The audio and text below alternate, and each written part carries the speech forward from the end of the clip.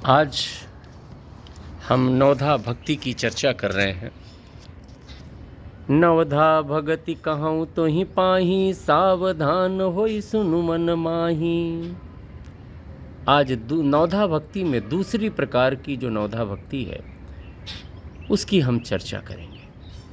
ये भक्ति भगवान राम ने माता सबरी को बताया था। उसमें पहली भक्ति थी, प्रथम भगति संतन कर संगा, दूसर रति मम कथा प्रसंगा। जो भगवान के कथा में को जो प्रेम पूर्ण सुने वो एक भक्ति भी है। अगर आप भक्ति नहीं कर सकते तो कहीं बैठकर भगवान के कथा को प्रेम पूर्वक सुने, या ऐसा कहें कि जिनकी भगवान की कथा मिले भी ना सुनने को, उसको सुनने में रुचि है, इंटरेस्ट है, ये भी एक भक्ति है। मतलब अगर हम अपने अंदर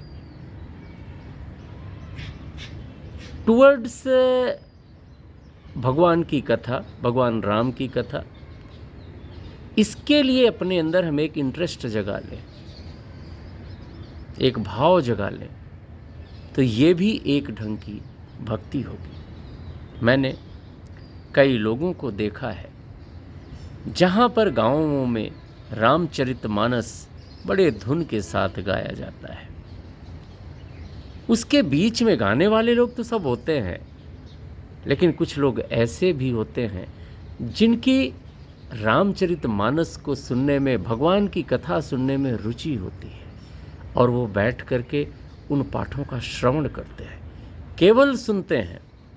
तो ये मान करके चलें कि वो ना तो हवन कर रहे होते हैं, ना तो कुछ बोल रहे होते हैं, वो केवल सुन रहे होते हैं। और क्यों सुन रहे होते हैं?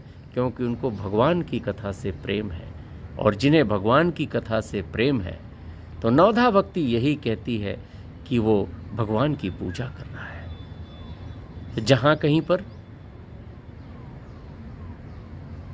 भगवान की कथाएं हों, वहाँ पर हम पहुँच सकें, अच्छी बात है।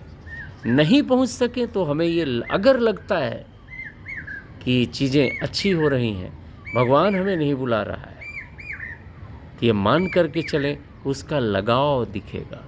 और इसको आप खुद ऑब्जर्व करें, आपको खुद समझ में आएगा। भगवान ये नहीं देखता कि सांसारिक तौर पर कौन सा व्यक्ति की छवि क्या है। रामचरितमानस में तो भगवान राम ने ये बोला है कि जो पै दुष्ट हृदय सोई होई, मोरे सन्मुख आव किसोई।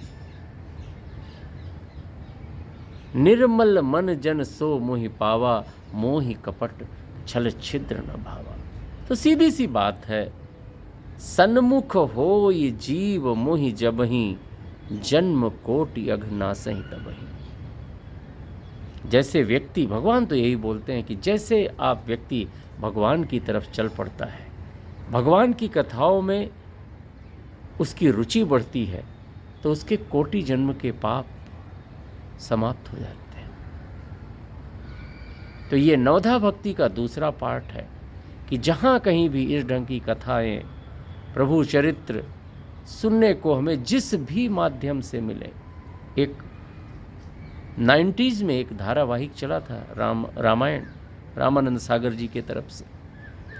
उस समय कहते हैं, और ऐसा था भी, उसका मैं तो प्रत्यक्ष मैंने देखा भी है, कि लोग वीकली रूटीन बनाते थे कि भाई अगले संडे को कहाँ रहेंगे जहाँ रामायण सीरियल दिख जाए। ये जो लगाव था, ये जो रति थी लोगों की राम कथा देखने के लिए, ये एक भक्ति ही थी। उस समय 10 बजे के आसपास का जो टाइम होता था, उसमें सड़कें सूनी हो जाती थी इस सीरियल को देखने के चक्कर में। था सीरियल, टीवी सीरियल, लेकिन इसने भक्ति, दूसरे ढंग की भक्ति से लोगों को जोड़ दिया और लोगों की राम कथा पर एक लगाव जुड़ा दिया।